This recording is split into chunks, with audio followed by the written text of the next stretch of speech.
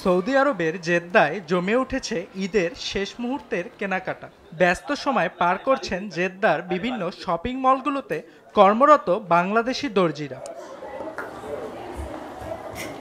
জেদ্দার আল বাউদি, জুক আল হাজ্জাজ, আল Balad, জমজম centre সহ নামি দামি শপিং মলগুলো ক্রেতা বিক্রেতার সমাগমে মুখর হয়ে উঠেছে।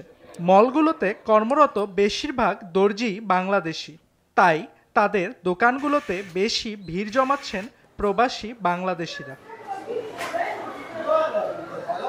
বাংলাদেশি ছাড়াও ভারতীয় ও পাকিস্তানি নারীরাও নিজেদের পছন্দের জামার খোঁজে ভিড় জমাচ্ছেন বাংলাদেশি দর্জিদের কাছে।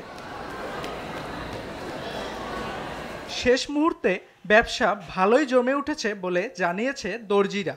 এমনকি ঈদের পরও তাদের ব্যবসা ভালো চলবে বলে প্রত্যাশা করছেন তারা।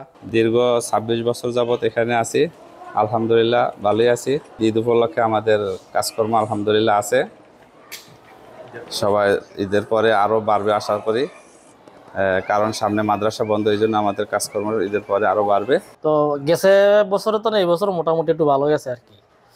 লাস্টের ১০-১৫ দিন ফার্স্টে তো একটু ঠান্ডা ছিল মার্কেট, রোজার কেনাকাটি, তো এই জন্য কাস্টমার লাস্ট রমজানে আই আর কি। আমরা আগে ছিলাম কান্দারাতে, এখন আমরা এখানে আসছি আজকে 3 বছর হলো। আলহামদুলিল্লাহ মোটামুটি ভালোই ব্যবসা চলতে আছে। ইনশাল্লাহ ঈদের পরে আরও ইনশাল্লাহ ভালো হবে সেই প্রত্যাশা করতেছি। আমাদের এখানে এখন মোটামুটিভাবে এই টেইলারিং কাজটা ভালো একটাই প্রফেশন। যদি আপনারা কেউ আসতে চান, ভালোভাবে এই কাজটা শিখেন এবং বাহিরে যেভাবে কাজ হয় সেভাবে কাজটা শিখেন, মনোযোগ দিয়ে শিখেন এবং ভালো একটা পাওয়া যায়, বেনিফিট পাওয়া যায়।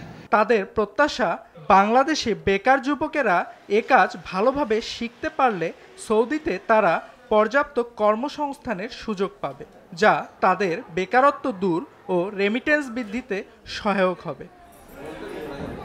অর্ণব প্রসাদ, RTV।